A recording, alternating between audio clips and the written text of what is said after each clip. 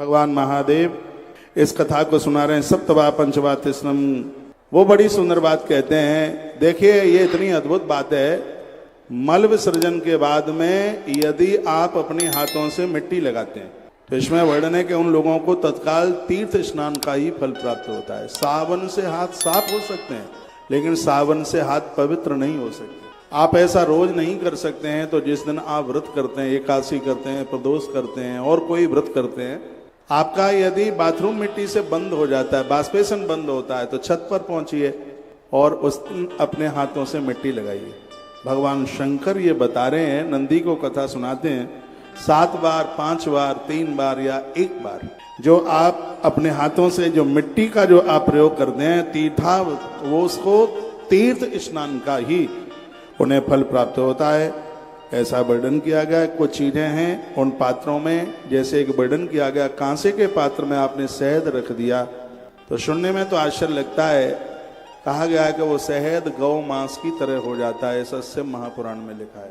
इसलिए कांसे के बर्तन में कभी भी शहद ना रखें।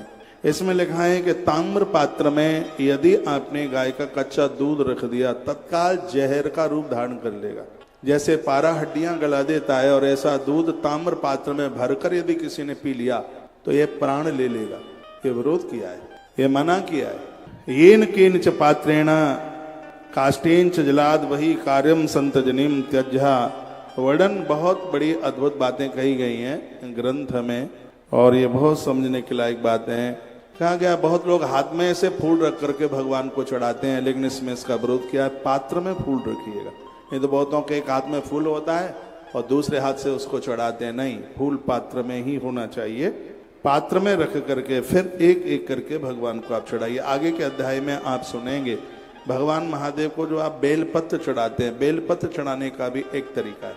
उसमें क्या करना है, जब बेल महात्म्य में पूरी बात कहूंगा, बेल पत्रों को साफ सुथरा करके रात भर उसको गंगा जल में डालिए, सुबह सूती वस्त्र से उसको पोंछिए, फिर उसके ऊपर अपने इष्ट का नाम लिख दीजिए। ओम लिखिए, राम लिखिए, कृष्ण लिखिए, श्याम लिखिए।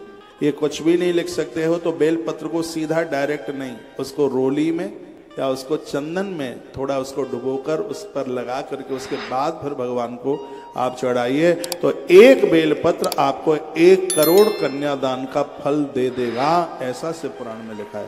कोट कन्या महादानम एक बिल्व शिवार्पणम। इतनी बड़ी महिमा का वर्णन किया है।